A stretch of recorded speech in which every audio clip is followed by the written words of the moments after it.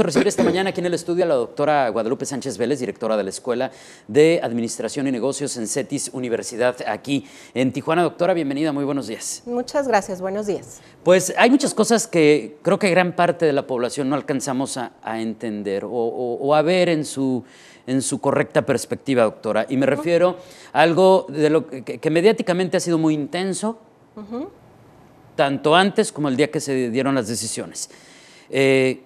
Durante meses todo el mundo nos decía, la Fed va a aumentar las tasas de referencia, las tasas de interés en diciembre, las va a aumentar, y todos decíamos, uy, qué importante, ¿no? Pues tan importante es que todo el mundo lo dice. Y después nos encontramos que el Banco de México le sigue los pasos y hace lo propio, también aumentando estas tasas de interés. Me gustaría que partiéramos, si me lo permite, doctora, del principio. ¿Cómo entender qué es esto y por qué es importante estos anuncios por parte de la Reserva Federal de Estados Unidos en primera instancia? Sí, claro. Lo que pasa es que parecería, sí, algo pequeño además, porque el aumento de las tasas de interés fue 1/4 punto. Sin embargo, pues estamos hablando de la economía más grande del mundo y estamos hablando de que las tasas de interés juegan un papel muy importante en la economía. Las tasas de interés pueden incentivar o pueden restringir el crecimiento. Y en este caso, después de casi una década en donde Estados Unidos, y estamos hablando de 2008, ¿no? Estamos hablando de la crisis inmobiliaria, y esto nos muestra que desde entonces hasta la fecha Estados Unidos no había logrado recuperarse del todo, porque no había aumentado sus tasas de interés. Entonces, si el Banco Central no aumenta sus tasas de interés, lo que está tratando de hacer es incentivar la economía, porque el costo del dinero es bajo, esto permite que las empresas puedan endeudarse, que los consumidores puedan adquirir bienes, y esto se mantuvo así pues casi una década. Entonces, efectivamente desde principios de año, como el cuento del lobo, ¿no? Ahí viene el lobo, van a aumentar las tasas de interés. Y el problema que generó con esto Estados Unidos es que no se sabía exactamente cuándo lo iba a hacer. Entonces, sí hay algo que causa preocupación en los mercados, es la incertidumbre. Cuando no se sabe exactamente cuál va a ser el rumbo, pues esto causa incertidumbre e inestabilidad. Finalmente Estados Unidos dice, aumentamos las tasas de interés, la Reserva Federal además manda una señal clara de que no va a ser la única alza. Se habla de que en el transcurso de 2016 podría haber un aumento del 1% en diferentes momentos. Por lo pronto la próxima reunión de la Fed va a ser en abril. Entonces se espera que ahí pudiera haber otro aumento, o si no en junio. Pero entonces ya hay como una señal más clara de la Fed de hacia dónde va. Entonces, al hacer esto, obviamente está indicando que Estados Unidos cerró este capítulo de dificultad económica, que sus indicadores van bien y que se comienza una etapa en donde tiene que aumentar las tasas de interés para evitar la inflación. O sea, es como encontrar el equilibrio. Por un lado, estaban en una situación de recesión o de no tanto crecimiento económico, la economía se recupera, pero los países también cuidan mucho que no haya un crecimiento descontrolado que provoque la inflación, porque la inflación nos afecta a todos. O sea, la inflación pues es el aumento de los precios, el aumento generalizado de los precios. Entonces, hace esto la Fed y pues inmediatamente Banco de México replica la misma situación. Esto se explica porque, no solo porque Estados Unidos es la economía más grande del mundo, sino por la gran dependencia o interdependencia económica que tenemos. Entonces es un reflejo espejo, porque al aumentar las tasas de interés, el efecto no es solo al interior de Estados Unidos, sino es hacia afuera. Y esto lo podemos pensar, por ejemplo, en todas aquellas empresas que tienen deudas en dólares. Si sube la tasa de interés, aumenta el costo de la deuda. Si sube la tasa de interés, Estados Unidos está haciendo que su país sea más atractivo para los inversionistas que invierten sus recursos en bonos, en la bolsa, y pues esos recursos que estaban en Argentina o en Brasil o en México, una parte de ellos se va a Estados Unidos y obviamente eso le afecta a esos países. los gobiernos, la mayoría de los gobiernos, como una fuente muy importante de financiamiento, emiten bonos, y cuando lo hacen en el extranjero, sus bonos son en dólares. Entonces, al aumentar las tasas de interés, el costo de la deuda gubernamental también aumenta.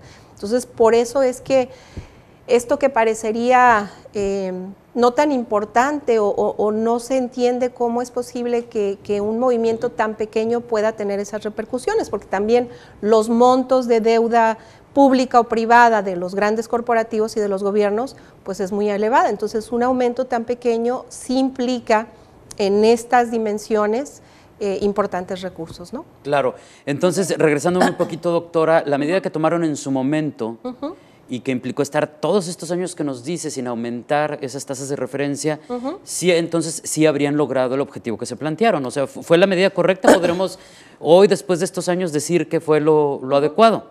Bueno, sí fue lo adecuado, pero también tenemos que pensar que un gobierno tiene toda una política económica que se compone de diferentes partes.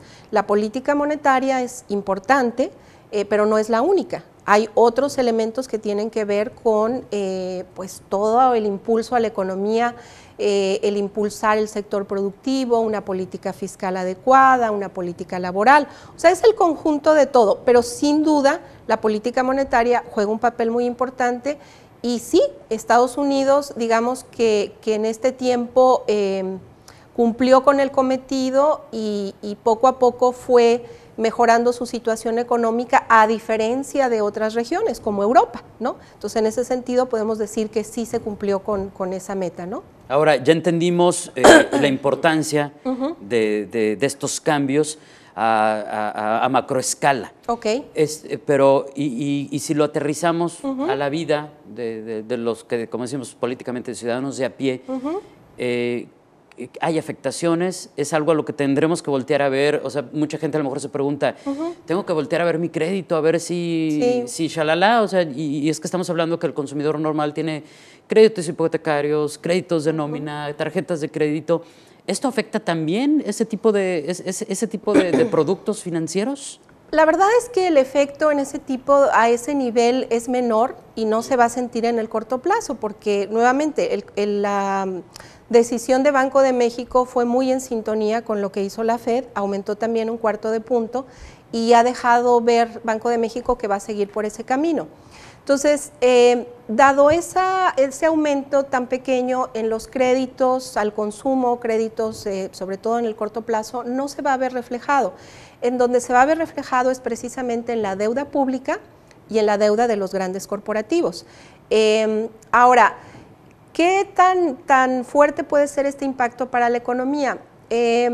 Algo que es importante recalcar, que siempre sucede, es esta frase de que los mercados se anticipan a las decisiones.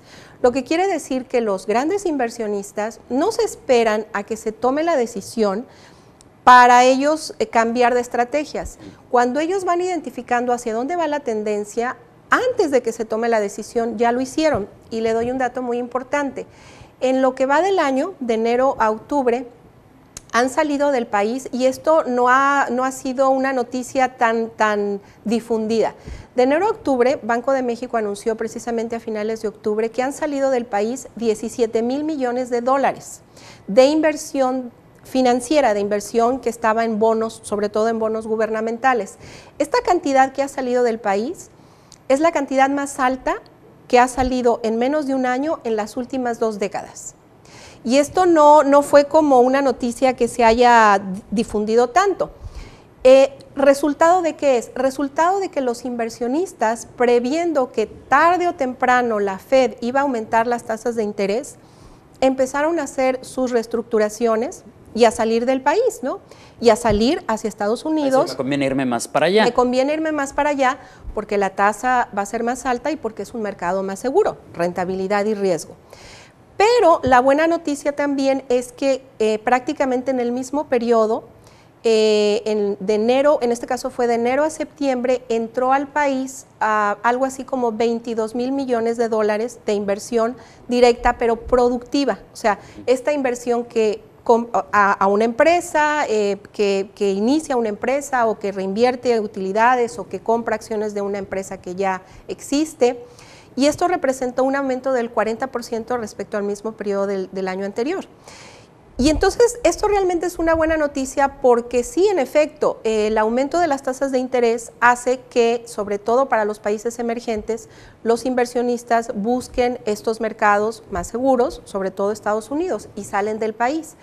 Pero por una parte salen 17,000 millones, pero por otra parte ingresaron inversiones extranjeras que son las que estamos más interesados en atraer, porque al fin de cuentas un inversionista que compra bonos se puede ir de la noche a la mañana. Un inversionista que invierte en una empresa genera empleos, paga impuestos, transfiere tecnología, compra insumos locales, o sea, tiene un efecto positivo y es ese tipo de inversión la que hay que atraer. Entonces, realmente los efectos ya se han ido tomando por parte de los inversionistas. Ahora, lo que sí va a pasar en el corto plazo y los que sí van a tener el impacto muy claro son aquellas empresas y el gobierno en su deuda en dólares, porque evidentemente este aumento, aunque sea aparentemente pequeño, hablando de miles de millones de dólares, el impacto es fuerte.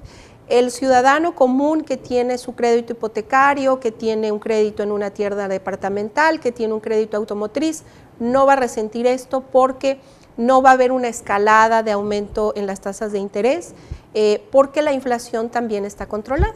Muy bien, y entonces tendremos después que analizar ya más entradito el próximo año, qué es lo que se vivió después de estos anuncios y hacer nuevas proyecciones. Entonces, doctora, así es. Me imagino que esto, por lo que me está contando, es sumamente dinámico. Así es sumamente dinámico. Algo que sí quiero comentar y que sí va a pasar en el corto plazo es la volatilidad del tipo de cambio. Eso sí, vamos a seguir con la volatilidad. Por lo pronto también, es lo que yo decía, curiosamente, la decisión de la Fed y bueno, sobre todo de Banco de México, ayudó a que bajara un poquito la presión sobre el tipo de cambio, se abarató el dólar.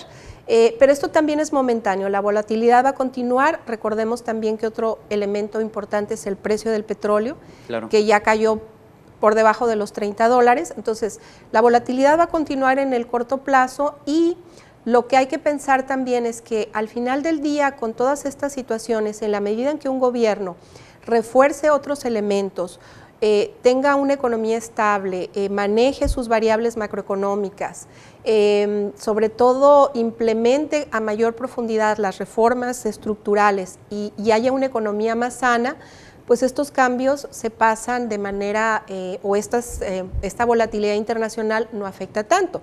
Y sí hay que decir y reconocer que si nos comparamos con otros países de América Latina, toda esta turbulencia de 2015 la hemos pasado mucho mejor que prácticamente el resto de los países de América Latina. A pesar de todo. A pesar de todo. Y después también podremos analizar los efectos de, por ejemplo, en el tipo de cambio, porque también nos contaban, dice, hay sectores que les afecta mucho, pero hay sectores que se ven muy beneficiados cuando el dólar se encarece, entre ellos, por ejemplo, la industria.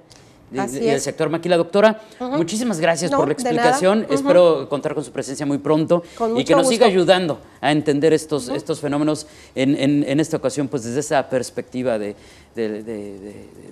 las finanzas, las tasas de interés y todo eso que a veces muchos no entendemos hasta qué punto nos pegan. Nos pega, exactamente. Claro que Muchas mucho gracias. Gusto. No, Gracias nada, y buenos encantada. días. Es la doctora Guadalupe Sánchez Vélez, directora de la Escuela de Administración y Negocios de CETIS Universidad aquí en Tijuana.